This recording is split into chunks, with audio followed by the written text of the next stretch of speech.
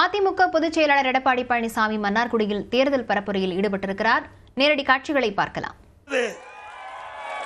நீங்க பாத்தீங்கன்னா ஒரு விவசாயிக்கு 2.5 ஏக்கர் அளவுக்கு தான் அந்த நிவாரண தொகை வழங்க முடியும். ஆனா அனைத்து இந்திய அண்ணா திராவிட முன்னேற்ற கழக ஆட்சியில் விவசாயிகள் எவ்வளவு நிலம் இருந்தாலும் எவ்வளவு சேதமடைந்தாலும் சேதத்தை கணக்கிட்டு ஏக்கர் கணக்கத்தை கணக்கிடாமல் முழு நிவாரண தொகையும் வழங்கிய ஒரே அரசாங்கம் அதிமுக அரசாங்கம்.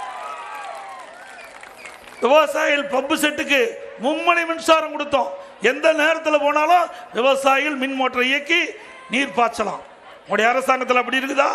நான் அங்கே திருவாரூரில் தங்கியிருந்தேன். ரூமில் அடிக்கடி கரண்ட் போயிட்டே இருக்குது, அடிக்கடி கட் ஆகிட்டே இருக்கு. திமுக ஆட்சி எப்போதெல்லாம் வருமோ அப்பெல்லாம் கரண்ட் கட்டுப்பாடு வரும். அது என்ன மாதிரி இயற்கையா இருக்குது. ஏன்னா நிர்வாகத்தை பார்த்தா தானே ஆகும். நிர்வாகத்தை யாரும் பார்க்கறது இல்லைங்க. இப்படிப்பட்ட அரசாங்கம் தேவையா? அது மட்டுமல்ல, விவசாயிகளுக்கு உரிய நேரத்தில் உரம் கிடைச்சது அதிமுக ஆட்சியில். இப்போ கடந்த 2 ஆண்டுகளாக முறையா உரம் கிடைக்கிறது இல்லை. ஆக குறிப்பிட்ட நேரத்தில் குறிப்பிட்ட காலத்தில் பயிர்களுக்கு உரம் இட்டால் தான் சரியான விளைச்சல் கிடைக்கும். அதுவும் இந்த ஆட்சியில் சரியா நிர்வாக கோளாறின் காரணமாக சரியா விவசாயிகளுக்கு உரம் கிடைக்கல.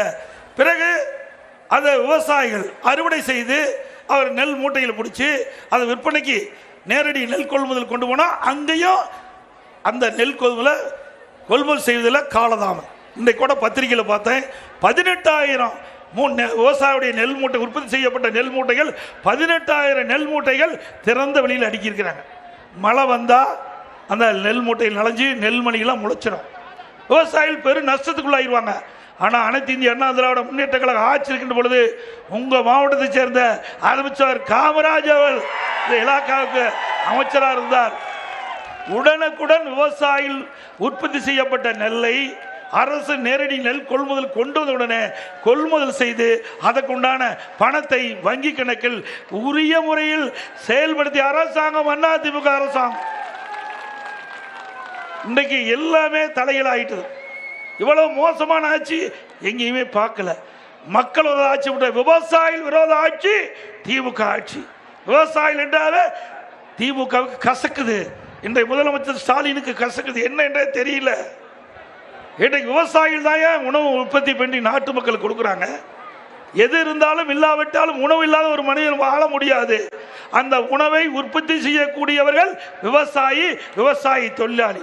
அந்த இருவரும் நலமோடு வளமோடு செழிப்போடு வாழ வேண்டும் என்ற அடிப்படையில் தான் அதிமுக ஆட்சியில் அவ்வப்போது விவசாயிகளுக்கு வருகின்ற பிரச்சனை உடனுக்குடன் தீர்த்து அந்த விவசாயிகளை மகிழ்வித்த அரசாங்கம் அதிமுக அரசாங்கம். விவசாயி தொழிலாளிகள் அவளுக்கு பசு வீடுகளை கட்டி கொடுத்தோம். இன்றைக்கு தாழ்த்தப்பட்ட மக்களுக்கும் சரி மற்ற ஏழை மக்களுக்கு பசு வீடுகள் அழகாக கட்டி கொடுத்தோம். அது மட்டுமல்ல, விலையில்லா ஆடுகள், விலையில்லா பசும கறவை மாடுகள், விலையில்லா கோழி எல்லாம் கொடுத்து அவருடைய பொருளாதாரத்தை மேம்பாடு அடைய செஞ்சோம். உழவர் பாதுகாப்பு திட்டம் மாண்புமிகு அம்மா இருக்கின்ற பொழுது கொண்டு வந்து அதை நடைமுறைப்படுத்தி அந்த விவசாய தொழிலாளி 1/2 ஏக்கர் கீழே இருக்கிற அத்தனை பேரும் அந்த உழவர் பாதுகாப்பு திட்டத்தில் பயனடைஞ்சாங்க. அது மட்டும் இல்லை, முதியோர் தொகை. நான் முதலமைச்சர் இருந்த காலத்தில் பல இடத்துல நான் சுற்றுப்பயணம் செய்த போது என்னிடத்தில் கோரிக்கை வச்சாங்க. அந்த முதியோர்கள் உழைக்கும் திறனற்ற அந்த ஏழை முதியோர்கள் எங்களுக்கு மாதந்தோறும் 1000 ரூபாய் முதியோர் உதவித்தொகை வழங்க வேண்டும் என்று கேட்டாங்க. அடிப்படையில் ஒரே 110 விதியின் கீழே சட்டமன்றத்தில் அறிவித்து 5 லட்சம் பேருக்கு முதியோர்களுக்கு உதவித்தொகை வழங்கப்படும் என்று அறிவிப்பு கொடுத்து 85% முதியோர்களுக்கு கொடுத்த அரசாங்கம் அதிமுக அரசாங்கம். இப்படி ஏராளமான திட்டங்களை அதிமுக ஆட்சியில் கொண்டு வந்து நிறைவேற்றிருக்கிறோம். அது மட்டும் இல்லை, அது எங்க படம் இன்றைக்கு ஸ்டாலின் திமுக அமைச்சர்லாம். திருவாரூர் மாவட்டம் மன்னார்குடியில் அதிமுக பொதுச் செயலாளர் எடப்பாடி பழனிசாமி தேர்தல் பரப்புரையில் ஈடுபட்டிருக்கும் நேரடி காட்சிகளை பார்த்தும் விவரங்களை பின்னர் வரும் செய்திகளில் பார்க்கலாம்.